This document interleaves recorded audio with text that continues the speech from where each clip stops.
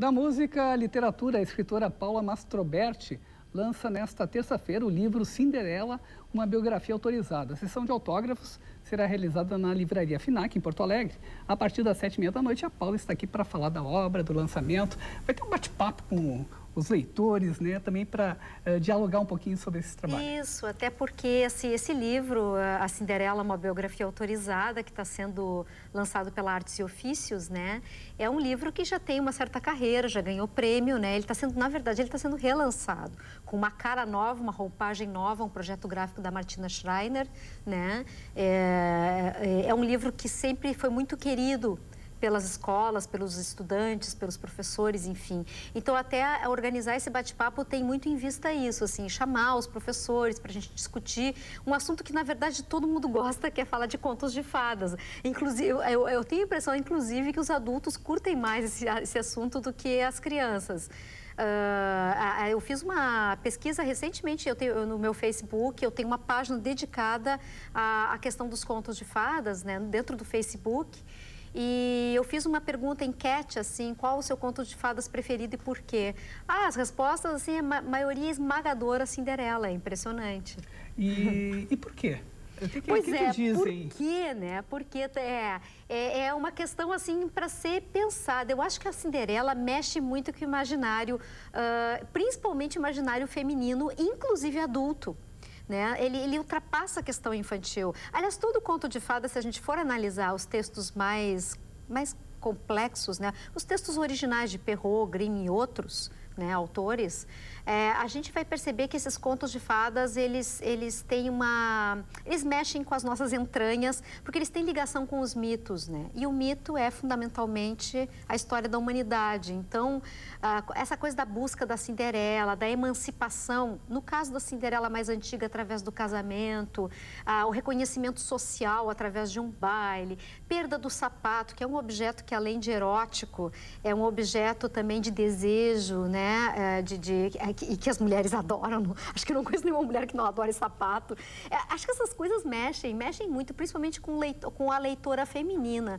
E esses contos de fadas têm isso, essa ligação muito forte com a mulher, com a questão do feminino.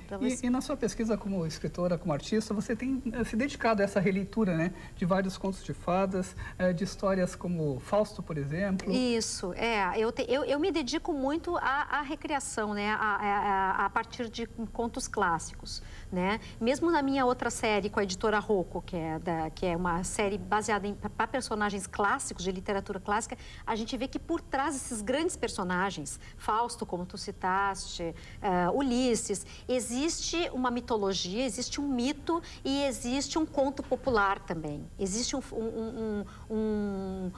um grande mito que acabou derivando para a cultura popular, e o conto de fadas é cultura popular. Ele é basicamente, ele nasceu na oralidade, na contação de histórias em roda, né?